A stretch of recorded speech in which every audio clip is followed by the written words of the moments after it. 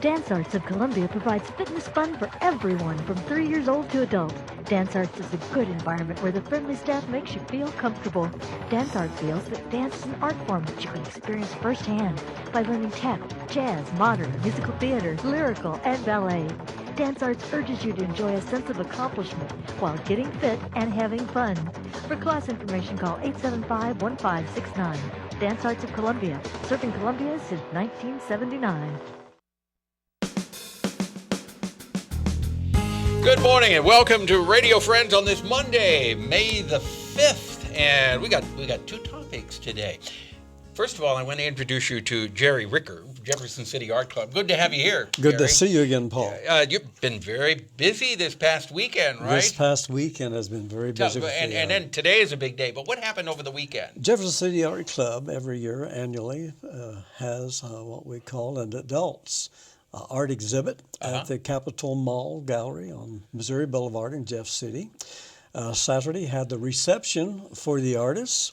And also, that was tied in with the Capital City Arts Crawl, where we go from gallery to gallery and visit and see all the different art. So that was this past weekend? That was just this past weekend, Saturday. Now today, what happens today? Today, we are hosting the High School Sketch Day, we call it. And where high school students interested in art of all types brings their art to the Etta May. Let me the Etta and Joseph Miller Performing Arts Center. Yes, you got it out. Yeah. Very good. And so they're doing their art as we speak. Now, those pieces, once that closes today, they will be judged and honored with ribbons and honorable mentions, what have you. Yeah. And then tomorrow, you got a reception. May 6th, we invite the public to come out and look at these pieces and see what these young students have come up with as far as their ideas and creativeness in the art world. That's very, very nice. Yes. And the reception, what is it, from 3 to 5:30? 3 to 5:30, and that's going to be at the same center, but it'll be in the hall, what they call the Railton Art Gallery Hall. Okay. In the same facility. That's tomorrow. From 3 to 5:30 in Jefferson City. And if people want more information about the Jefferson City Art Club, what do they do? I suggest they log on to our new website that's been underway now for about 6 months. One of my projects, I'm happy to say, having a lot of fun with it, displaying a lot of art, a lot of fun, showing people at the meetings enjoying the refreshments and the conversation, and we have a presenter each month. Anyway, at Jefferson City Art Club -Missouri, spelled out, .com. Okay, Jefferson City Art Club -Missouri.com. And you got to spell out Missouri. Hey, and also, you were telling me before we came on today that your sister Barbara out in Tucson, Arizona, watches our program every day now on the internet. Yes, on the internet. And she enjoys Paul Pepper. Okay, she got hooked because you being on here, several months ago? About 6 months ago, yes. Okay, so Barbara, we're glad to have you watching us every day in Tucson, Arizona. Thank you. Thank you, Jerry. Okay, now we turn to Tim Reinbott, Bradford Farm. Good to have you here. Doing, Paul? Good to have you. You know, this is the time of the year I live for. It's spring and summer, and it's almost time to get the garden out. But you told me, I always like to put my tomatoes out right the first part of May, and you said, yeah, I get kind of nervous, Paul. These tomatoes and peppers are such warm season crops. It gets kind of cool the first part of May, or it can be. Yeah. And my rule of thumb, always wait till after Mother's Day. But I know it's picked over by that time. Yeah, you go to greenhouses and try to get your tomatoes and peppers. There's nothing left. That's right. We'll buy them early and then just keep them So back. it's okay to keep them in their little tiny containers that they're living in there. They are. You could transplant them if you wanted to a little bit larger container. Yeah. That wouldn't hurt anything.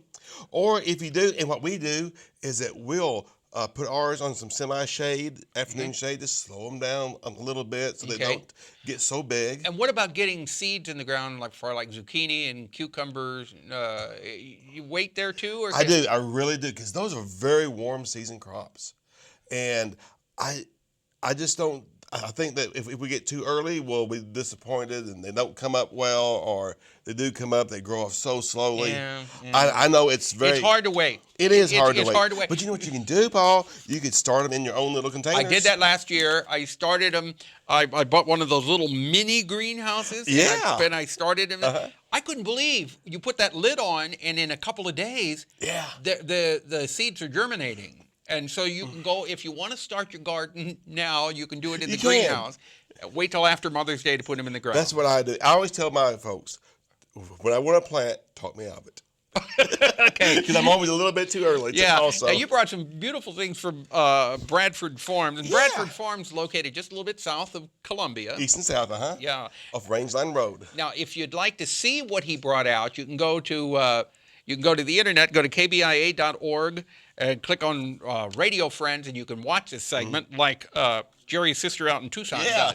But you got here, these are beautiful looking tomatoes. What is this? It's a Beef Master. A beef, not a beef steak. Well, it's a beef steak type, but it's called Beef Master. Okay. So it's a big slicing type. What would you say is the best type of tomato to plant for our area that's going to be disease resistant, tolerant to? Oh boy. You know, when in 2012, when we had such a hot year, our celebrities and the heat waves, those determinate types did pretty good. The celebrities did well? They really did. You know, I love the heirlooms, like the brandy wine. This is a red brandy wine. They're great, but they don't produce like some of the Beef Masters and the celebrities well. Okay, so Beef Masters, celebrity. What's the other ones that produce really well? Your Better Boys and Big Boys, you know, our more commercial garden types do very well.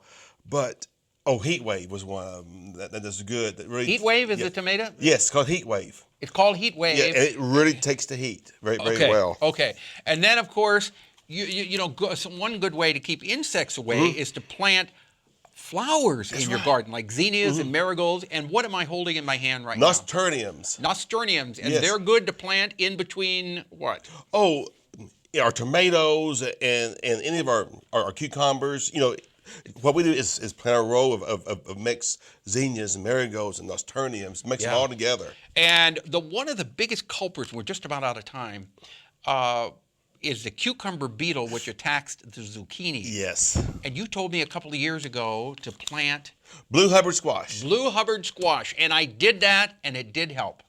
Great. Blue Hubbard squash, you have to order the seeds and plant them next to the zucchini, and hopefully it'll attract the... If you can manage it, do it about 2 weeks early. Plant the Blue Hubbard first. Before you plant the zucchini. Okay. And then they'll keep them off. All right. If you want more information, Bradford Farms, do you have a website that you go to? It's Bradford.org. www.bradford.org. No farms, just Bradford.org. Yes. Okay, Tim, thank you so much for coming by. Good to have you here. We're out of time for today. Our program directed by Travis McMillan, Reynolds Journalism Institute. Audio is Pat Akers, KBIA. Our floor director, Rachel Gangware, and our assistant producer and guest coordinator, Uncle James Mouser. We'll see you tomorrow. Thanks for listening. Bye-bye.